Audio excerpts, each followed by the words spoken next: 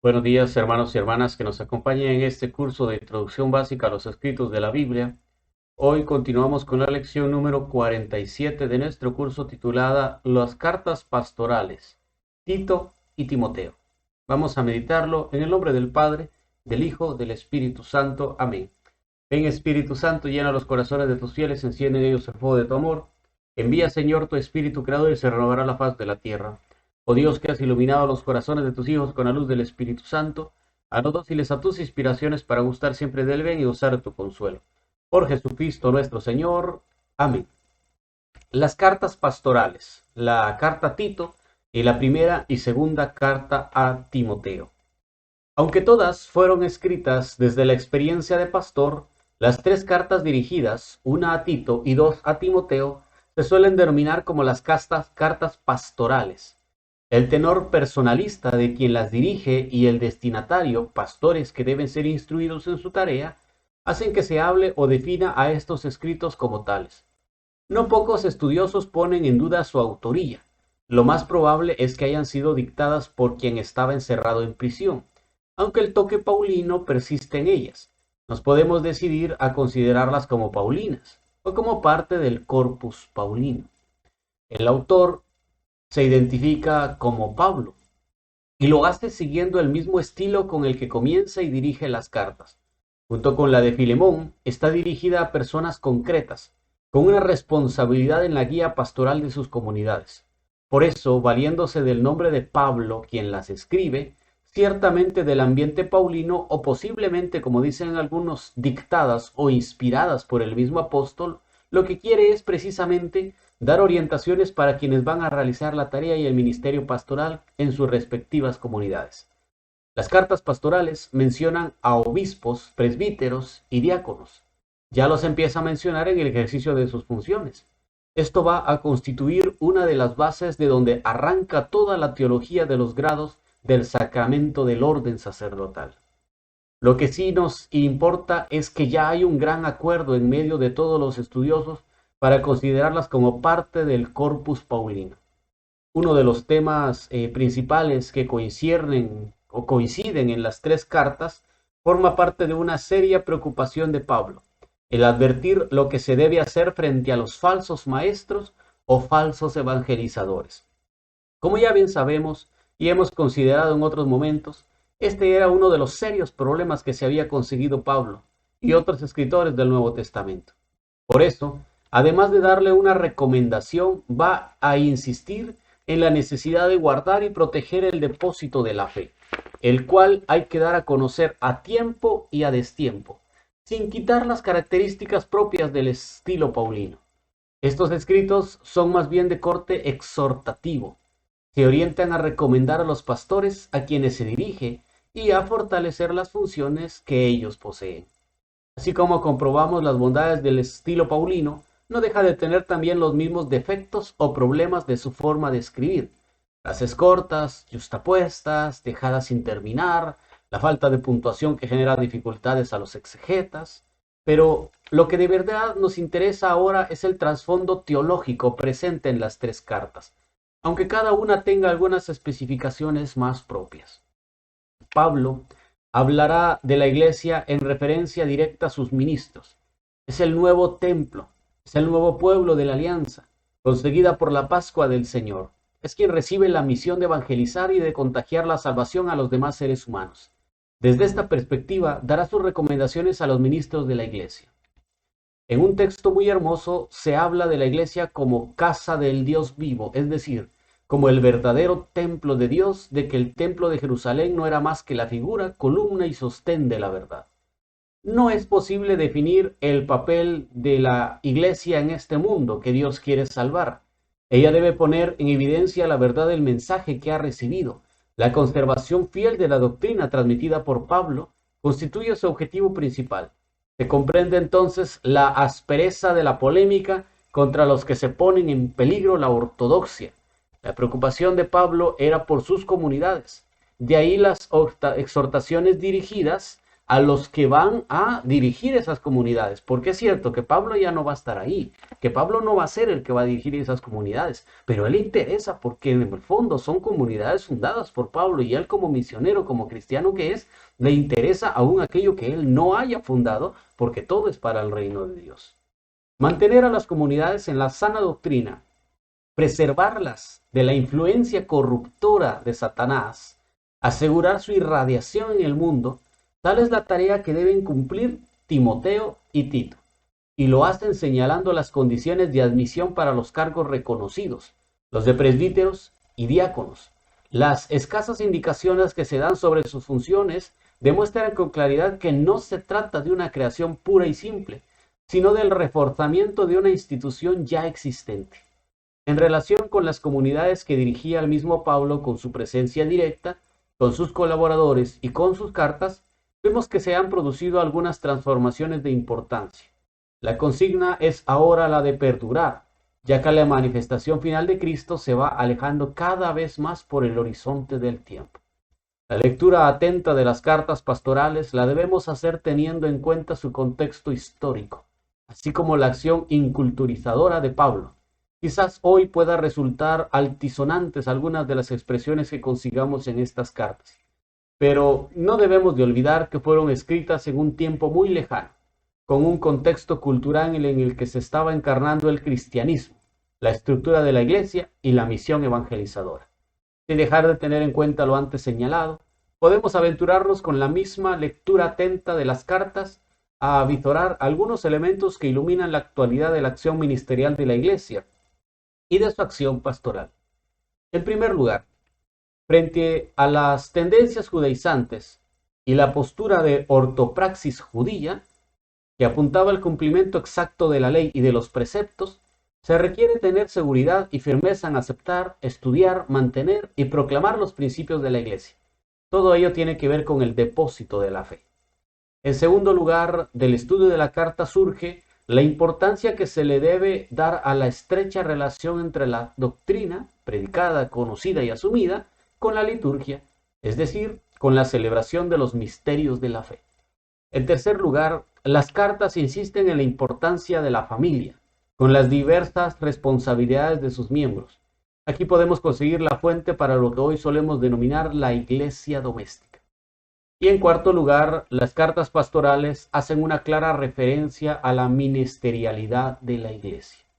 Sin lugar a dudas, estas cartas pastorales, si lo vemos en un enfoque más directo, como que nos hablan específicamente de los ministros, de la responsabilidad de ellos en las iglesias y de la forma como deben de ser escogidos y cómo deben de ser formados. Y la preocupación que deben de tener de los obispos, de los sacerdotes, de los diáconos, de enseñar la fe, de comunicar la fe a los demás. Y esto Pablo lo dejó muy bien claro en estas cartas pastorales. Ahora, ¿quién era Tito? Es un discípulo de Pablo fallecido hacia el año 69 de nuestra era, griego de origen y convertido al cristianismo por Pablo. Con altísima probabilidad es a quien dirige la carta que lleva su nombre y a quien Pablo reconoce como verdadero hijo en la fe. Según informaciones, acompañó a Pablo y a Bernabé al concilio de Jerusalén. Habría sido el guía pastoral, obispo de Creta y de Nicópolis. Murió siendo el obispo de Gortina en Creta. Tito habría estado en medio de la polémica generada por los judaizantes que querían imponer la circuncisión a los paganos. Pablo a sus discípulos, venidos del paganismo, les impidió que fueran circuncidados. Esa es quizá una de las razones por las que le habrían acompañado al concilio de Jerusalén, para tener un argumento ad hominem en contra de la circuncisión e imposición de praxis de tipo judías a los convertidos al cristianismo. Por otra parte, en la carta a Tito van a predominar los temas relativos a la evangelización, que será la tarea del discípulo de Pablo. Entre estas tareas se encuentra la de organizar la iglesia naciente en Creta, para lo cual deberá establecer el denominado Colegio de los Presbíteros, y cuál ha de ser la manera como debe cuidar y transmitir el depósito de la fe. ¿Quién era Timoteo? Según noticias históricas, Timoteo fue obispo de Éfeso, designado por Pablo. El libro de los Hechos de los Apóstoles lo presenta como discípulo de Pablo, hijo de una mujer judía creyente y de un padre griego. Se trata de uno de los cooperadores más cercanos y fieles de Pablo, sobre todo en la segunda parte del ejercicio de su ministerio apostólico. En algunos casos, como es en la carta a los Filipenses, habría sido el portador de mensajes y comunicaciones a miembros de las comunidades paulinas. Pablo lo consideró como su lugarteniente en la misión apostólica. De todos los colaboradores de Pablo, Timoteo es el mejor conocido. A los ojos de Pablo es un discípulo de toda confianza, puesto que lo asocia a sí mismo en la dedicatoria de 6 cartas. Desde Macedonia, Pablo envía a Timoteo, su hijo muy amado, para recordar a los corintios sus enseñanzas. El elogio que se encuentra en Filipenses 2 es muy elocuente, en oposición a los cristianos que buscan su interés personal. Pablo declara: Timoteo ha probado su virtud, ya que como hijo aliado de su padre, se ha puesto conmigo al servicio del Evangelio.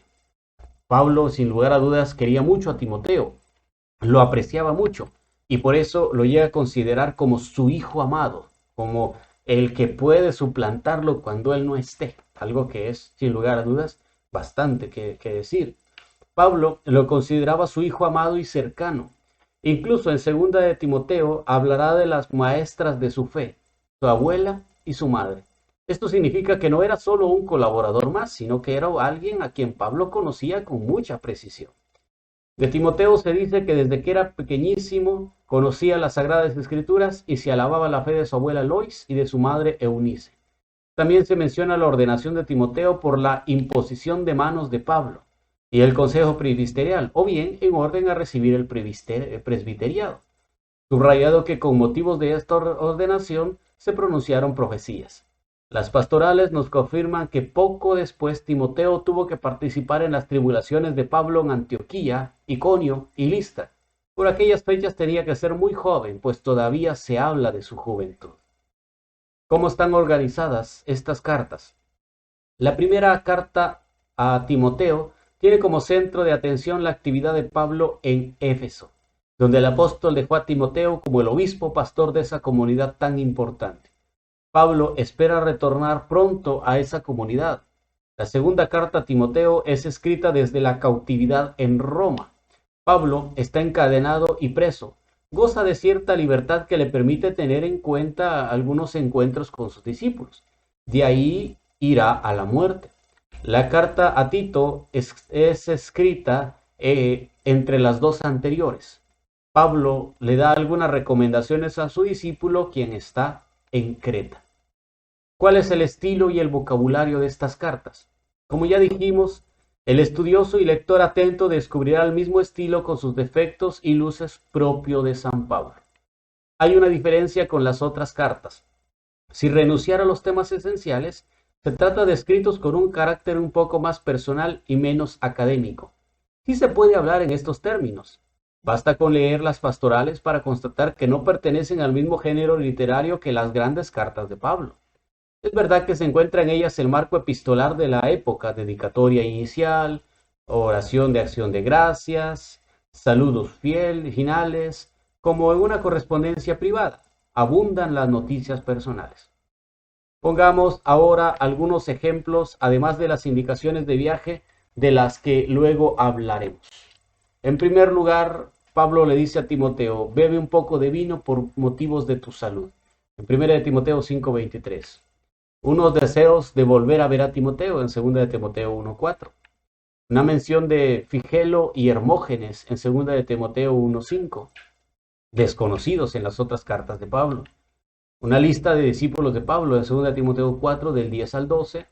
Una petición de un manto que se dejó en Troade, 2 de Timoteo 4:13. Y la alusión al viaje de Ceneas, el abogado, y de Apolo, en Tito 3, versículo 13. Estas indicaciones concretas se consideran a menudo como pruebas de autenticidad literaria. Sin dejar a un lado los otros temas que aparecen en las cartas pastorales, fijemos entonces nuestra atención en algunos que se consideran como los más importantes y los recurrentes. Primero, Pablo advierte sobre los falsos maestros. Ya lo ha dicho en las otras cartas. Pablo recomienda a sus discípulos estar atentos y actuar contra los falsos maestros que quieren sembrar la duda o la división o imponer formas contrarias al Evangelio de Jesucristo. son de origen judeocristiano.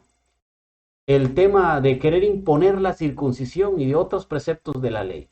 ¿Con qué forma de judaísmo puede relacionarse los maestros de error que denuncian las pastorales? No se trata ciertamente del judaísmo fariseo con el que luchó Pablo, oponiendo la justificación por la fe a la justicia por obras de la ley.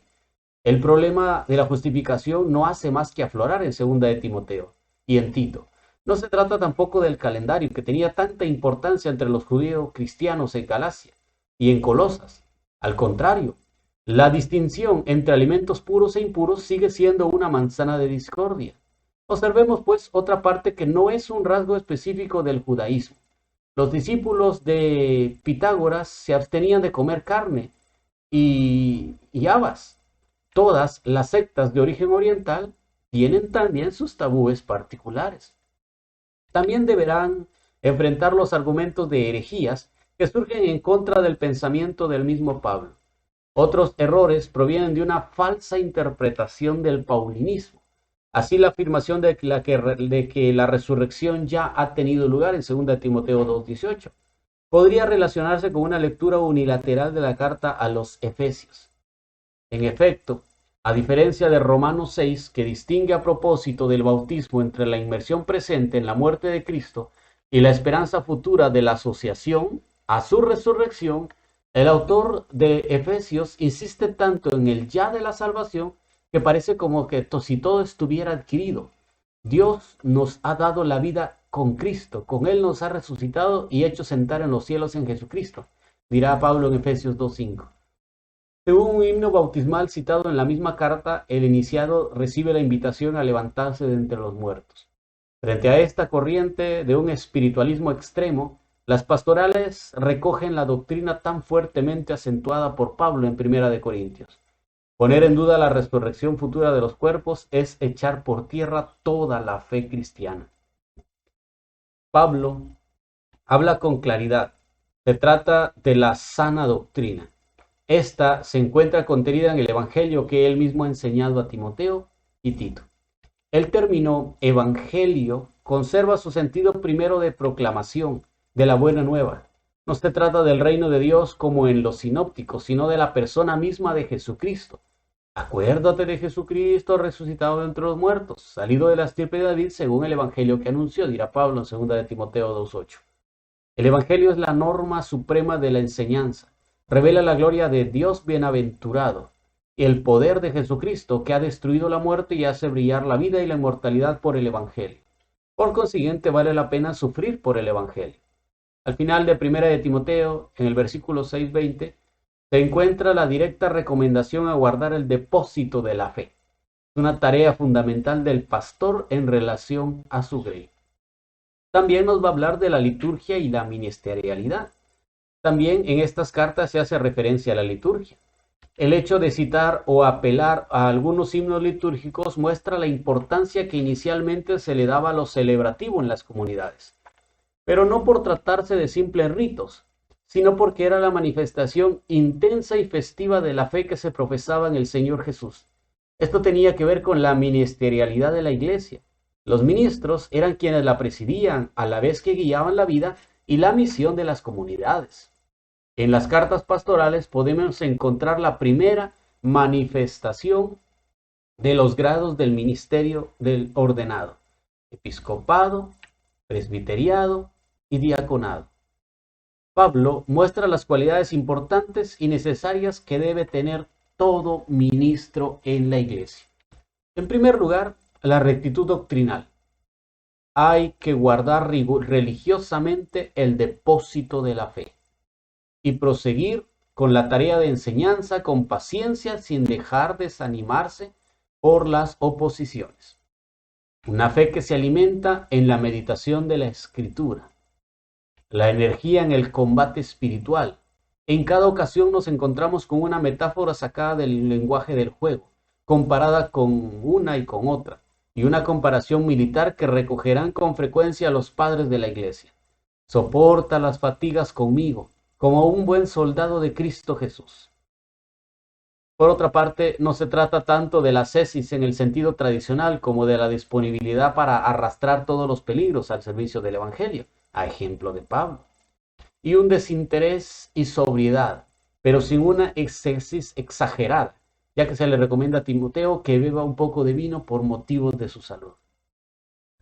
Como ya sabemos sin lugar a dudas, eh, el primitivo cristianismo constituía de obispos, de diáconos y de presbíteros.